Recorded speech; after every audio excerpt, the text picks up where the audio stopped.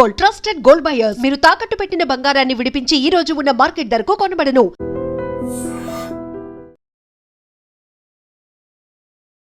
నమస్కారం, welcome to IT media. నేను మీ సంగీత.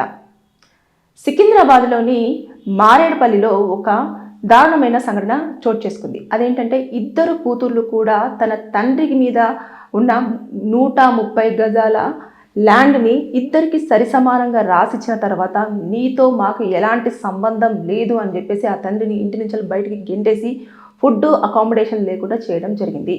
దాంతో ఆ తండ్రి చాలా ఆవేదనకు గురైపోయి నాకు మీరు తప్ప ఇంకెవరు లేరు, నా యొక్క పోషణ మీ బాధ్యత అని చెప్పేసి వారి ఇంటి ముందు బైఠాయించి నిరసన వ్యక్తం చేయడం అనేది ఈ మధ్య కాలంలో మనం విన్నాం.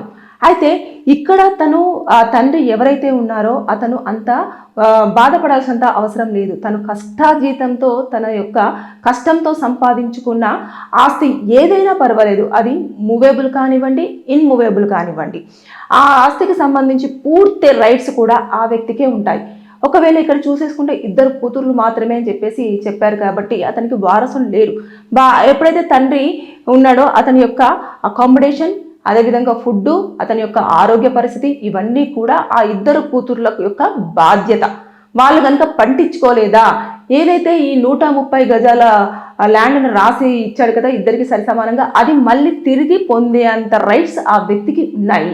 అది ఇలాంటివి చాలా మందికి తెలియక ఇబ్బందులు పడుతుంటారు. అరే ఆస్తి మొత్తం రాసిచ్చేసాం కదా, ఇక వాళ్ళు మమ్మల్ని పట్టించుకోరు, అసలు ఇక మేము ఇలా అనాథలుగా మిగిలిపోవాలి అని చెప్పేసి చాలామంది అనుకుంటూ ఉంటారు. అలాంటిది ఏమీ లేకుండా ఇక్కడ మారేడుపల్లిలో జరిగిన ఇన్సిడెంట్ని బేస్ చేసేసుకొని ఇదొక్కటి మనకు తెలుసు. అంటే వార్తల్లో ఏదైతే వస్తుందో దానికి కోసం మాత్రమే మనకు ఆ రోజు వరకు తెలుస్తుందేమో, కానీ ఇలాంటివి చాలా వరకు చోటు చేసుకుంటూ ఉన్నాయి.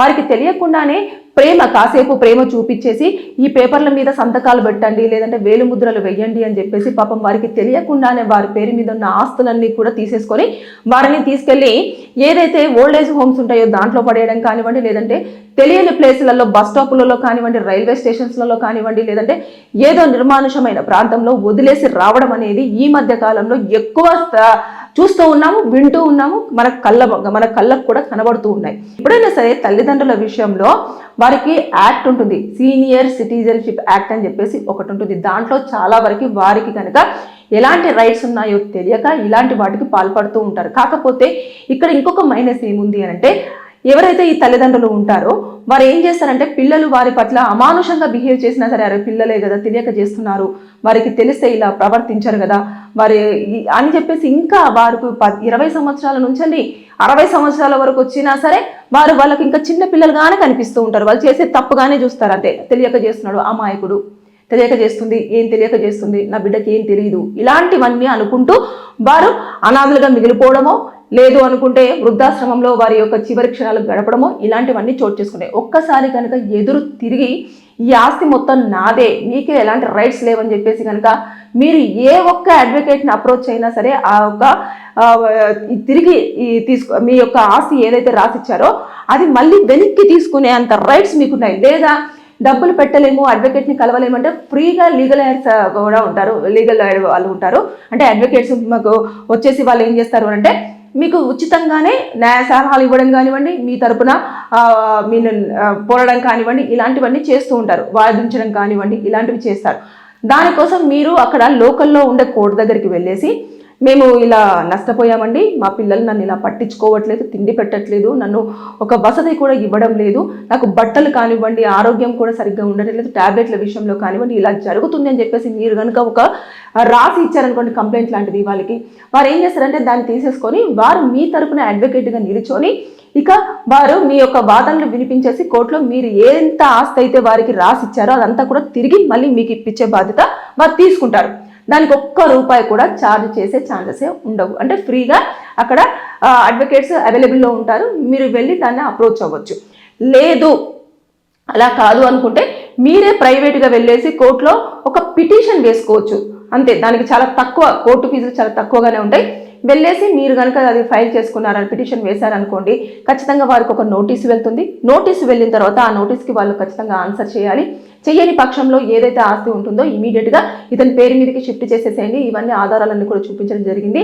ఇలా ఇతను ఈ కష్టం చేసి మరి ఈ యొక్క ఆస్తిని సంపాదించుకున్నాడు అని చెప్పేసి నిర్ధారించిన తర్వాత, మొత్తం చూసిన తర్వాత అప్పుడు ఆర్డర్స్ అనేది పాస్ చేస్తారు. చేసిన తర్వాత ఆర్డర్ తీసుకెళ్లేసి మీరు కనుక ఎంఆర్ఓ ఆఫీస్కు వెళ్ళేసి మీది మొత్తం మళ్ళీ ఈ పేరైతే ఏదో ఉంటుందో అది ముటేషన్, అంటే ఒక పేరు నుంచి ఇంకొక పేరుకు మార్పు చేసుకొని రాసిచ్చాడు కదా ఆస్తి మొత్తం, మళ్ళీ మేము ఖచ్చితంగా ఈ పేరు మీదకి రావాలని చెప్పేసి ఆధార్ కార్డు అదేవిధంగా అన్ని తీసుకొని వెళ్ళి మొత్తం మ్యూటేషన్ చేయించేసుకొని వెళ్ళి రిజిస్ట్రేషన్ అనేది చేయించుకోవచ్చు.